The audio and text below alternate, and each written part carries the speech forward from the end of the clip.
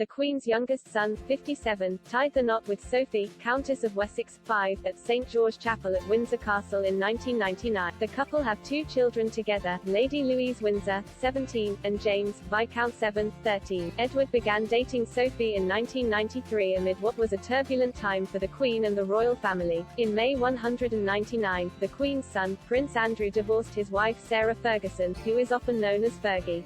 Within 3 months, the Queen's heir and eldest son, Prince Charles, then divorced his wife, Princess Diana.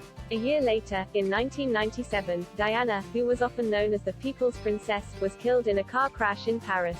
Royal biographer Sean Smith claimed in a throwback interview that Edward felt pressure to marry Sophie.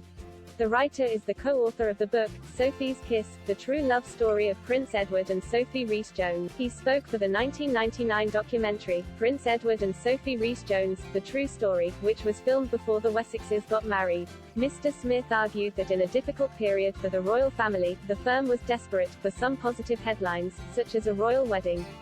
He said, he had Charles and Diana's divorce, he had Fergie and Andrew's divorce, and he had the sad death of Diana. If he got married to Sophie at any time in the past few years, it would be seen as the good news the royal family desperately needed.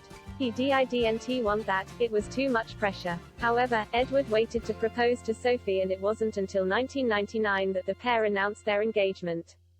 Edward was fiercely protective of his bride-to-be and issued an unprecedented defense of her privacy. In 1993, the prince sent a strongly worded statement to the press amid intense media interest in his then-girlfriend. He said, "I am taking this unusual step of writing to you directly in the hopes of stopping your reporters and photographers from destroying that part of my life that I am entitled to regard as private and, more importantly, Sophie's life." Since marrying into the royal family, Sophie has carved out a good relationship with her mother-in-law, the Queen. She is known to have been a key source of comfort to the monarch during Diana's death and that of the Queen Mother in 2002. Sophie also lives near the Queen's Windsor Castle, with her and Edward's royal residence of Bagshot Park just 11 miles away. However, in her formative years, Sophie and her brother David were raised in a much more modest home in the village of Brenchley, Kent.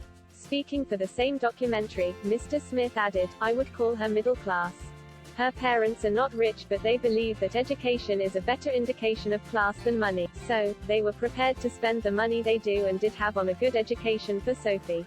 She went to a private school in Kent. She very much had a village, middle-class upbringing."